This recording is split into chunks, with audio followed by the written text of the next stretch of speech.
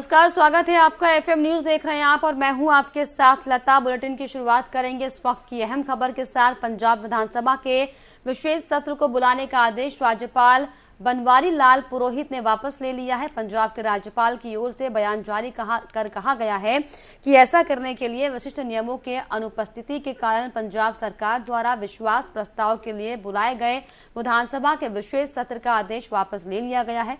Punjab cabinet ने विश्वास प्रस्ताव लाने के लिए 22 सितंबर को विधानसभा का विशेष सत्र बुलाने को मंजूरी दी थी। वहीं मुख्यमंत्री भगवंत मान की अध्यक्षता में मंगलवार को ही कैबिनेट की बैठक में यह निर्णय लिया गया था। सीएम मान ने इससे पहले सोमवार को ये घोषणा की थी कि विधानसभा का एक विशेष सत्र बुलाया जाएगा। आपने भारतीय जनता पार्टी पर पंजाब में सरकार को गिराने की कोशिश करने का आरोप लगाया था। आप सरकार के विशेष सत्र बुलाने के बाद कई विपक्षी नेताओं ने इसे असंवैधानिक करार दिया। वहीं पूर्व deputy speaker B Devinder Singh ने सत्र को अवैध बताया और राज्यपाल से विधानसभा नियम पुस्तिका की जांच कराने का आग्रह किया है।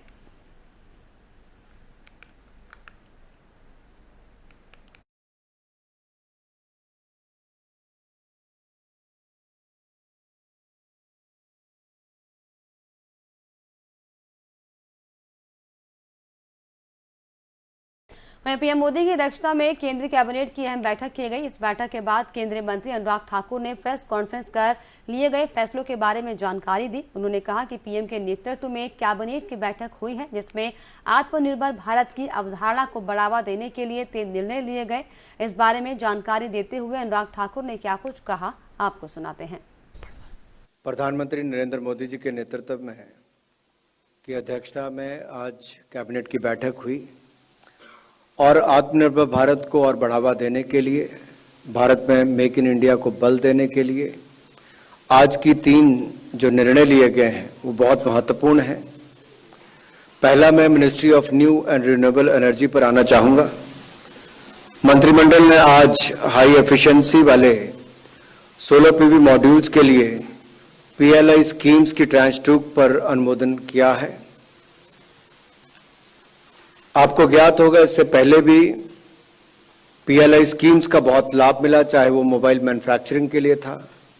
एक समय था जब भारत दूसरा सबसे बड़ा आयात करने वाला देश था, आज दूसरा सबसे बड़ा मोबाइल मैन्युफैक्चरर बनकर उभरा है। राहुल गांधी के कांग्रेस अध्यक्ष बनने की अटकलों को कांग्रेस मीडिया प्रभारी जयराम रमेश ने सिरे से खारिज कर दिया है। उन्होंने 2 टूक शब्दों में कहा कि राहुल गांधी कांग्रेस अध्यक्ष पद के लिए नामांकन नहीं भरेंगे। इसके अलावा उन्होंने क्या कुछ कहा, आपको सुनाते हैं। Now, if he goes on 23rd morning, if he goes, it will be to see his mother. It will not be to file his nomination papers. He will come back on 23rd night. Bharat Jodo Yatra will resume on 24th morning, and nomination cannot be filed via Zoom. Nomination has to be filed in Delhi face to face. There is no plan for Mr. Gandhi to go to Delhi between 23rd or between 24th and the 1st. So I have answered your question as honestly as I can. Now, Congress अध्यक्ष चुनाव में किस किस के बीच मुकाबला होगा, इस पर अब पर्दा उठने लगा है। राहुल गांधी पार्टी में अध्यक्ष का चुनाव नहीं लड़ेंगे, तो ऐसे में अशोक गहलोत के अध्यक्ष का चुनाव लड़ने की प्रबल संभावनाएं हैं। दिल्ली पहुंचे अशोक गहलोत ने सोनिया गांधी से मुलाकात की और 2 घंटे चली इस मुलाकात के बाद उन्होंने कहा कि आलाकमान जो जिम्मेदारी देगी मैं उसे बखूबी निभाऊंगा। आया हूँ, सब मित्रों से बातचीत करेंगे, सबकी क्या राय है उसके अकॉर्डिंग टू सब फैसले होंगे। इसलिए मैं अभी आते जो क्या कह सकता हूँ, इतना ही कह सकता हूँ कि जो कांग्रेस वर्तमान हालात में हम लोग चल रहे हैं उसमें एक तरफ राहुल गांधी जी यात्रा कर रहे हैं। उस यात्रा से भारतीय जनता पार्टी में बेचैनी पैदा हो रही है। जो मुद्दे उन्होंने उठाए हैं, महंगाई और बेरोजगारी के अलावा भी देश के अंदर जो हालात बने हुए हैं उसको लेके पूरा मुल्क चिंतित है और देश को कांग्रेस मजबूत कैसे हो, ये अब देशवासियों को चिंता होने लग गई है कि कांग्रेस प्रतिपक्ष के रूप में मजबूत होनी चाहिए पार्टी, और उनका इरादा है कांग्रेस मुक्त भारत की बात करने का। इसलिए उस माहौल में हम लोग चल रहे हैं। तो हम लोगों के लिए जो फैसले करेंगे वो फैसले करेंगे कि हमारे हर फैसले से कांग्रेस मजबूत हो। ये मेरा देह है। आज मुझे पार्टी ने सब कुछ दिया है, हाईकमान ने सब कुछ दिया है, पार्टी ने सब कुछ दिया है। पिछले 40 साल 50 साल में पदों पे ही हूँ। मेरे लिए कोई पद इम्पोर्टेंट नहीं है। मेरे लिए है किस प्रकार से मैं जो भी जिम्मेवारी मिलेगी मुझे या जो जिम्मेवारी मुझे रहनी चाहिए वो मैं निभाऊंगा।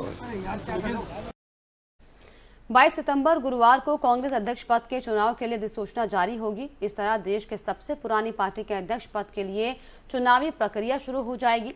राहुल गांधी पार्टी की कमान नहीं संभालने के संकेत दे चुके हैं और इसके बाद कांग्रेस अध्यक्ष पद के लिए चुनावी मुकाबला कांटे का हो सकता है। इस रेस में अब तक सांसद शशि थरूर और राजस्थान के मुख्यमंत्री अशोक गहलोत का नाम फाइनल माना जा रहा है। इसी बीच आज शशि थरूर कांग्रेस केंद्रीय चुनाव प्राधिकरण के अध्यक्ष मधुसूदन मिस्त्री से मिलने पहुंचे। इसके बाद कुछ हद तक कांग्रेस अध्यक्ष पद के चुनावी मुकाबले की तस्वीर अब साफ होती दिखाई पड़ रही है। वहीं शशि थरूर से मुलाकात के बाद मधुसूदन मिस्त्री ने क्या कुछ कहा, आपको सुनाते हैं।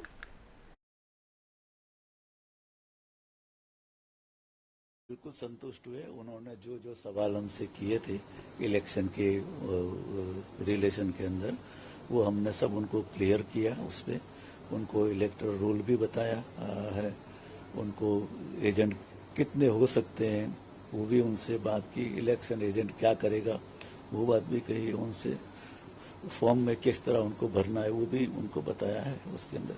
तो ये सब बात हुई, संतुष्ट होकर गए हैं वो। सर, क्या नॉमिनेशन की प्रक्रिया 24 तारीख से शुरू होनी है? 24 तारीख से कोई भी आकर यहाँ पर्चा भर सकता है और सेट की जरूरत पड़ेगी?